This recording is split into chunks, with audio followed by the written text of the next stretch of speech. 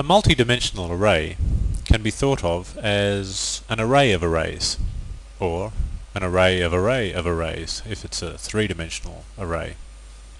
When could you ever possibly need an array of arrays, not to mention an array of arrays? Well, think of a grid. Think of any old grid. Think of a chessboard grid.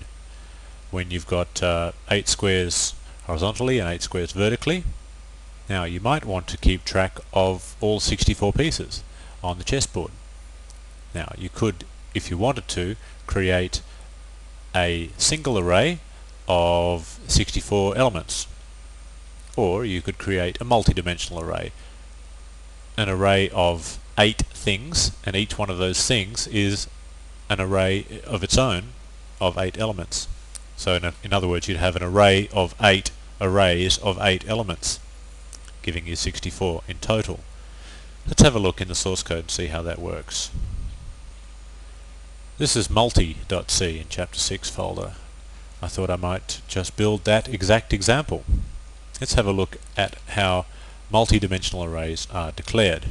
Let's say it's an array of integers, or an array of integers if you like, and we'll call it grid, int grid. Now if I just did that, I'd get an array of 8 integers quite clearly. Now if I did that, I'd have an array of 8 arrays of 8 integers. Which way around is it? Is it that is 8 lots of that, or is that 8 lots of that? Do you understand the question? If it's a bit confusing because both numbers are 8, so I'll change one. I'll make this one 3. So here's the question rephrased. Is this 8 arrays of size 3, or is it 3 arrays of size 8? That's the question. The answer is this is 8 arrays, and each of those arrays is of size 3. So let's think about it another way. We've got an array of 8 things, and each thing is an array of 3 integers. I hope that makes sense. Well, let's start coding this and actually see some coding examples of this. Let's pretend this is a chessboard, and we would need then to, well, we would really need it to be 8, but just for the purposes of clarity, I'm going to keep it as a chessboard that's size 8 by 3, and then we could make some statements like this. Grid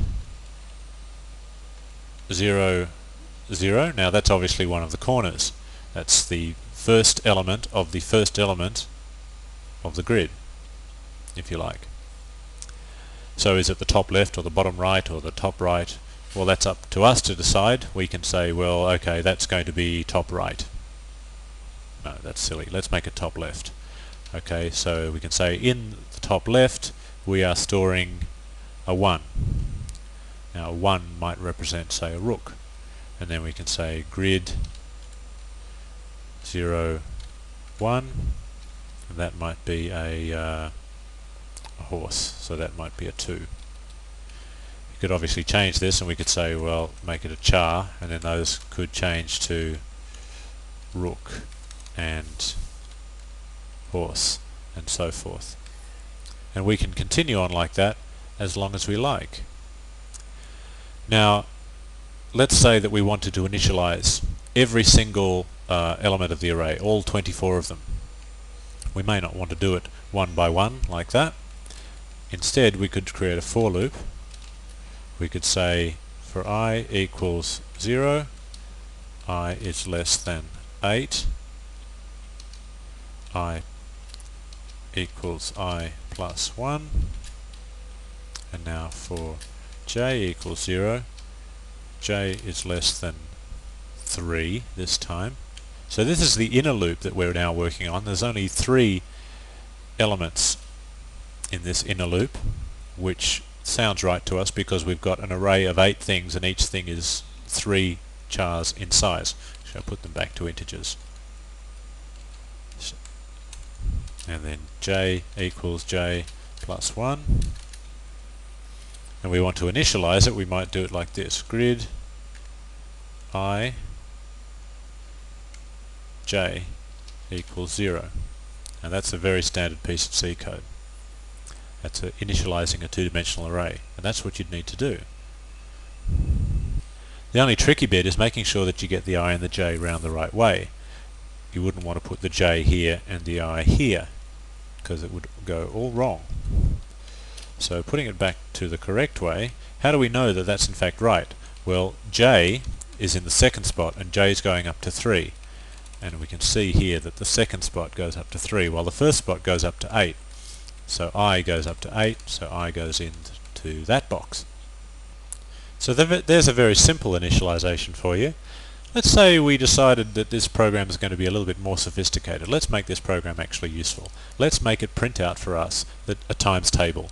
Let's say a 20 times table. Does a 20 times table sound good? Okay, let's do a 20 by 20 array, just to make sure that we fully understand what's going on here. So obviously now this has to change to 20, and this has to change to 20.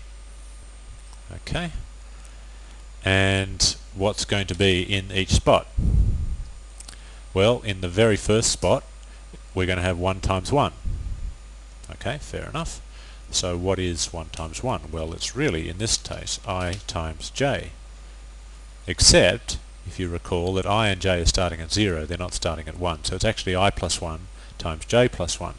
So we would want to do this, I plus 1 times j plus 1. Now that's not quite right either. It's almost there. In fact, it's the right idea, but remember that multiplication happens before addition. So that multiplication there is going to happen first. We're going to get 1 times j. Whatever that is, we're going to add I to it, and then we're going to add 1 to it. So that's not exactly what we want. So we actually want this. So that should give us 1 times 1 in the very first square. Okay, so there's our initialization of the grid. Now it might be nice to print the grid out. Whoops. So let's do another set of for loops. In fact, rather than retype them, we pretty much know that those two lines are going to be identical. So we'll copy those lines and put them there. Now, what are we going to do? Well, I'd say each time through the outer loop we're going to print out a row, and that row is going to be that row of the grid. So each time through the inner loop we're going to have to print out the number itself plus a space.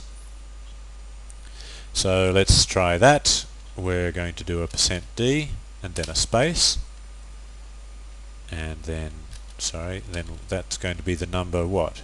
Grid. Well, I'm guessing it's going to be I, j, whatever we find at that position in the grid. Now, after we get through every inner loop, we want to print out a new line to move us on to the next line, so we get each line on a separate line by itself. So I'm going to do this.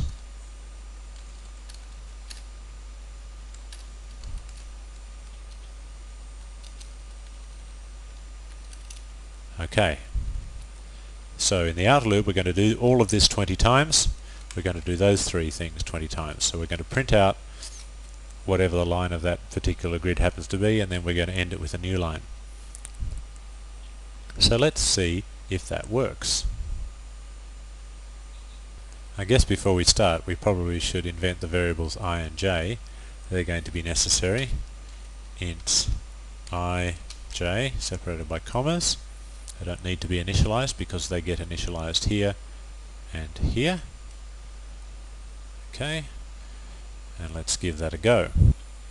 Okay, so compile, no errors, and run. Whoa, that didn't look like what we thought it would. Clearly there's an error here. Can you see it? There, I've just given you a bit more room. Can you see it? Pause the video there and see if you can spot what's going on, because I'm going to tell you what's wrong in a second. So pause it just now. Okay, you spot it? Okay, here it is. We've got a semicolon on the end of the line for the for loop. Obviously we've got another one there because I copied and pasted. Okay, now you have to ask yourself, did I put that in there deliberately or was that a genuine mistake? Alright, I'll come clean. That was a genuine mistake. even people who've been programming in C for as long as I have, that's 15 years, still make these mistakes. So let's try again. No errors again. Run the project. Oh, okay, that's starting to look a little healthier. Yep, 1 up in that column. 20 times 20 is 400 down the bottom. Excellent. Wasn't really formatted properly, but we can fix that up quite easily. Before we go on, while we're on the subject of that little extra semicolon, if I put that little semicolon back in, how would that affect the running of the program? Can you actually imagine how that would work? What would be the effect of that? I'll leave that as an exercise for you. Pull out multi.c out of the chapter 6 folder on the CD, put the semicolons in, and see if you can figure out what's going on. It's a good exercise in understanding compilers. Anyway, I'd like to make this a little prettier now, make the output sort of in nice vertical rows and columns. So how might I do that?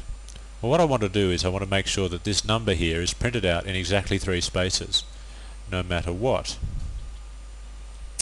I want to make sure that even if it's the number 1 or the number 400, it's still printed out in a column of 3 characters. And that's quite easy to do. You just do %3d. So let's try that. Okay, and run. That's much nicer.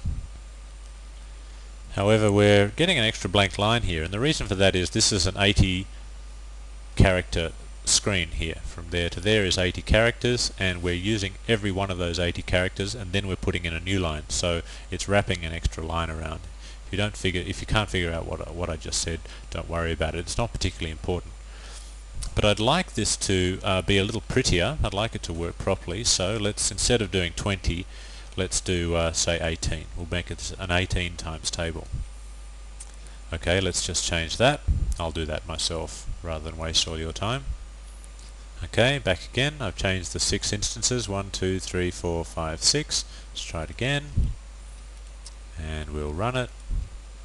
Oh yes, now we're on the money. That looks excellent. Okay, so we never need to bother learning a times table again. We can just write a program to do it. All we need to learn is C. I can think of which would you rather learn? The language of C or how to multiply? I think I'd rather learn how to multiply personally. Although learning C does enable you to get a much higher paying job. So here is our working program. I'm going to save this as multi.c for you, and I'm going to move on now and show you another way that multi-dimensional arrays can be useful. This time we're not going to focus on integers. Okay, here's multi2.c. I'm going to now create another type of multi-dimensional array, and this is going to be an array of strings. Not an array of strings, like we had an array of ints before, but an array of strings. And if you remember, a string is a character array. So we're going to have an array of characters. It doesn't sound too hard. Let's have a look at it. Char strings, and let's say 10 brackets 20. Actually, let's not make it 10, let's make it just 5. Okay, so 5 and 20. So what is that? Is that 20 strings and each one is 5 long? Or is that 5 strings and each one is 20 long? Can you remember? Well, the answer is this is 5 strings and each one of them is 20 long. The reason I'm showing you this as a separate example is that I want to show you that you can actually manipulate individual arrays in a multi-dimensional array. Let me show you what I'm talking about. I'll just finish my code in my own time. Okay, I finished my typing. Now, we're about to read in a string, so that's obviously %s. We're going to do that 5 times because we have 5 strings and each one is of length 20. Please enter your string, please, string number 1, string number 2, etc. What goes here? Scanf. What are we reading into? Now, the answer is either going to be really obvious to you and you'll be surprised that I'm even asking the question, or you may find it a bit difficult. Like, have a think about it. What would go here? Well, the answer is this. It would be strings I. we're reading in the ith string, which obviously will be starting with 0, going all the way up to 4. So the very first time through the loop, we'll have a 0 there. We'll be reading in the 0th string, the first string, if you like. And that string will be 20 characters long. So we obviously want to make sure that the user types in no more than 19 characters on the keyboard. Remember? Now I'll just complete this program. I'll just do a little bit of more magic typing. Okay, I've just added the line that's going to print out all this code. String %d is %s. Okay, you can all see what that's going to do. It's pretty much just what we had before. Whoops, I forgot to put the I back in there. Okay, so we've got string number 3 will be, and then the third string. So that's the program completed. Why am I showing you this program compared to the multiplication table? Well, I'm showing you this program because I want you to see that it is actually possible to manipulate individual arrays inside a multi-dimensional array, like this. The same would apply to integers if there was such a piece of functionality in C that worked with arrays of integers. There isn't. There's obviously only one that works with strings, this %s here. We don't have anything that will, say, print out for us an array of integers automatically. We have to write the code for that ourselves. But this is the interesting part here. Strings is a multi-dimensional array, but I can just reference individual arrays in there. And I could even access individual characters. I'll just put one line of one printf at the end, just to show you how I do that. String %d character 2 is %c. So I want the second character out of, well, let's say string 2. String 2 character 2 is what? Well, it'll be something here. Something, something, something. Can you think what it might be? It'll be 1 and 1. Remember, you've always got to subtract 1, so the very first character in the array will be character 0, and the second character will be character 1, as you can see here. So the second character out of the second string is strings 1, 1.